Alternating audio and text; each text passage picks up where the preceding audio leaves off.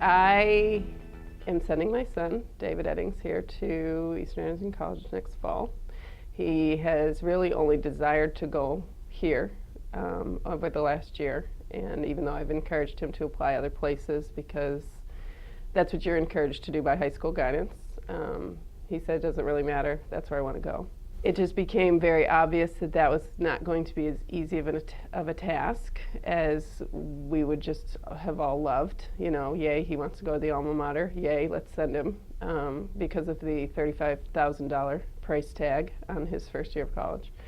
So began to really pray about that, really try to think openly that our dream and his dream might not be reality because of that. We did all the financial things we were supposed to do and all of that, and I had gone away last week for a few days, and my husband said that our award letter came. He thought he read it correctly and said, well, they've come up with about half, and I said, well, I still can't afford half. So, you know, I got very distraught over the whole thing to the point of tears and just having a conversation with Corliss in my mind, because I felt like I just needed her to know that we are the target audience, Dan and I. I mean, we're pastors.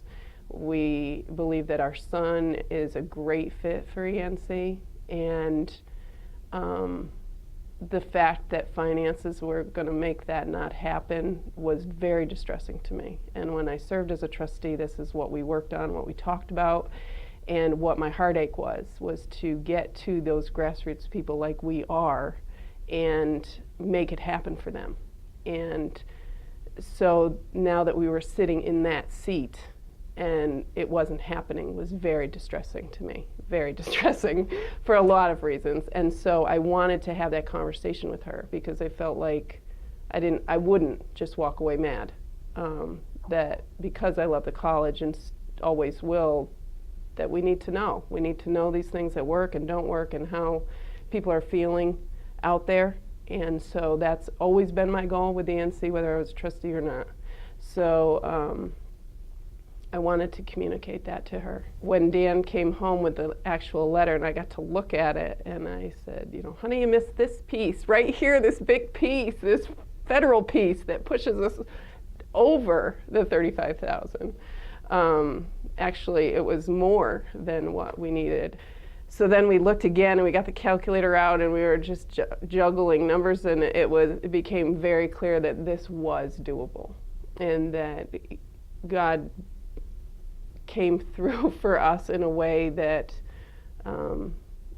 just made us say, you know, thank you to God, thank you to the institution, thank you, you know, to everybody involved that gave money.